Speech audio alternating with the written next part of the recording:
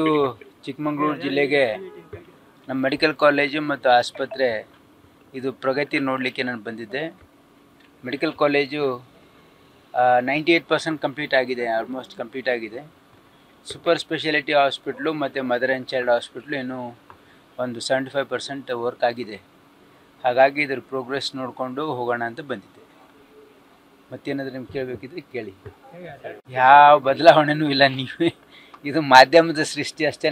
ಈಗ ನಮ್ಮ ಸರ್ಕಾರ ಭಾಳ ಸ್ಥಿರವಾಗಿ ಜನಪರವಾಗಿ ನಮ್ಮ ಸರ್ಕಾರ ಕೆಲಸ ಮಾಡ್ತಾ ಇದೆ ಮತ್ತು ವಿಶೇಷವಾಗಿ ಅಭಿವೃದ್ಧಿ ಕಡೆ ನಮ್ಮ ಗಮನ ಇದೆ ಮತ್ತು 5 ಗ್ಯಾರಂಟಿಗಳನ್ನು ಇಂಪ್ಲಿಮೆಂಟ್ ಮಾಡೋದರಲ್ಲಿ ನಾವು ಯಶಸ್ವಿಯಾಗಿದ್ದೀವಿ.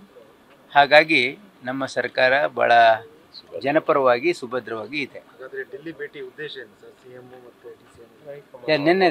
ನಿನ್ನೆದು ಅದು ಹೈಕಮಾಂಡ್ ಅವರಿಗೆ ಚರ್ಚೆ ಮಾಡಲಿಕ್ಕೆ ಭಾಳ ದಿವಸದಿಂದ ಓವರ್ ಡ್ಯೂ ಇತ್ತು. ಹಾಗಾಗಿ ಮುಂಚೆನೇ ಫಿಕ್ಸ್ ಆಗಿತ್ತು, ಅವ್ರು ಹೋಗೋಕ್ಕಾಗಿರಲಿಲ್ಲ. ಹಾಗಾಗಿ ಹೋಗಿದ್ದರು.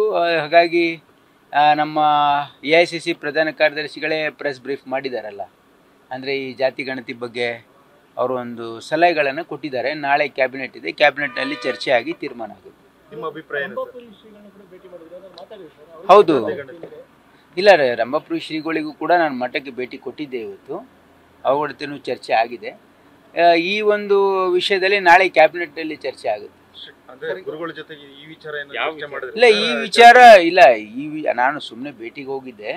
ಇದ್ರ ಬಗ್ಗೆನೂ ಪ್ರಸ್ತಾಪ ಆಯಿತು. ಯಾಕಂದರೆ ಇವತ್ತೆಲ್ಲ ಪತ್ರಿಕೆಗಳಲ್ಲಿ ಸರ್ಕಾರ ಈ ರೀತಿ ತಗೋಬೇಕು, ನಿರ್ಧಾರ ತೆಗೆದುಕೊಳ್ಳಿಕ್ಕೆ ಸಲಹೆ ಕೊಟ್ಟಿರ್ತಕ್ಕಂಥದ್ದು ಕೂಡ ಅವ್ರು ಗಮನಿಸಿದರು.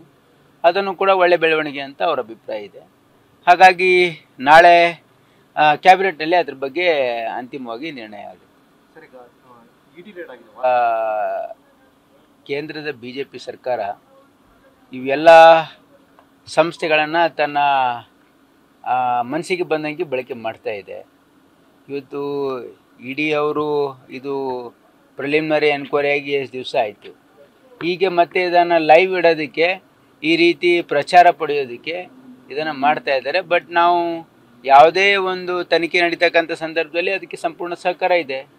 ನಮ್ಮ ಶಾಸಕರು ಕೂಡ ಭಾಳ ಸ್ಪಷ್ಟವಾಗಿ ಸಹಕಾರ ಕೊಟ್ಟಿದ್ದಾರೆ. ಅವರು ಏನು ಸರ್ಚ್ ಮಾಡ್ತಾರೆ ಮಾಡಿಕೊಳ್ಳಿ ಅಂಥೇಳಿ.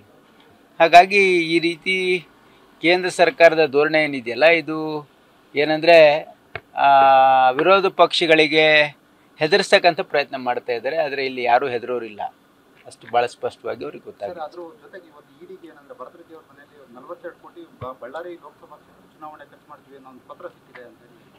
ಈ ಪತ್ರ ಯಾರು 42 ಕೋಟಿ ಯಾರು ಖರ್ಚು ಮಾಡ್ತಾರೆ ಲೋಕಸಭೆಗೆ? ಏನೋ ಗೊತ್ತಿಲ್ಲ, ನೀವು ಹೇಳ್ತಾ ಇದ್ದೀರಿ. ಆ ರೀತಿ ಏನೋ ಇರಲಿಕ್ಕಿಲ್ಲ. ಆದರೆ ಅದೇನಿದೆ ನೋಡೋಣ. ಯಾಕಂದರೆ ಆ ರೀತಿ ಸೃಷ್ಟಿ ಮಾಡೋದ್ರಲ್ಲಿ ಭಾಳ ನಿಸ್ಸಿಮ್ರಿದ್ದಾರೆ BJPಯವರು. ಹಾಗಾಗಿ ನನಗೇನು ಅದರ ಬಗ್ಗೆ ಏನು ಜಾಸ್ತಿ ಮಹತ್ವ ಕೊಡ್ತಕ್ಕಂಥ ಅಗತ್ಯ ಇಲ್ಲ ಅಂತ ನನ್ನ ಭಾವನೆ. ಇಲ್ಲಿ ಕಾಲೇಜಲ್ಲಿ ನನಗೆ ಡೈರೆಕ್ಟ್ರು ಕೂಡ ನನ್ನ ಗಮನಕ್ಕೆ ತಂದಿದ್ದಾರೆ. ಏನಂತಂದರೆ ಆಮೇಲೆ ನಮ್ಮ ಶಾಸಕರು ಕೂಡ ಹೇಳಿದ್ದಾರೆ. ಏನಂದರೆ ಇಲ್ಲಿ ವಿಶೇಷವಾಗಿ ಕುಡಿಯೋ ನೀರಿನ ಸಮಸ್ಯೆ ಆಗ್ತಾಯಿದೆ. ಹಾಗಾಗಿ ಇದಕ್ಕೆ ಒಂದು ಪರಿಹಾರ ಹುಡುಕಬೇಕು ಅಂತ ನಮ್ಮ ತಮ್ಮೆಯವ್ರದ್ದು ಕೂಡ ರಿಕ್ವೆಸ್ಟ್ ಇದೆ. ಹಾಗಾಗಿ ಇಲ್ಲಿ ನಾವು ಒಂದು ರೈನ್ ವಾಟರ್ ಹಾರ್ವೆಸ್ಟಿಂಗ್ ಮಾಡಬೇಕು ಅಂತಕ್ಕಂಥದ್ದು ಪರಿಶೀಲನೆ ಮಾಡ್ತಾಯಿದ್ವಿ. ಸುಮಾರು 3.5 ಕೋಟಿ ರೂಪಾಯಿ ವೆಚ್ಚದಲ್ಲಿ ರೈನ್ ವಾಟರ್ ಹಾರ್ವೆಸ್ಟಿಂಗ್ ಮಾಡೋದಕ್ಕೆ ನಾವು ತೀರ್ಮಾನ ತೆಗೆದುಕೊಳ್ತಾ ಇದ್ದೀವಿ.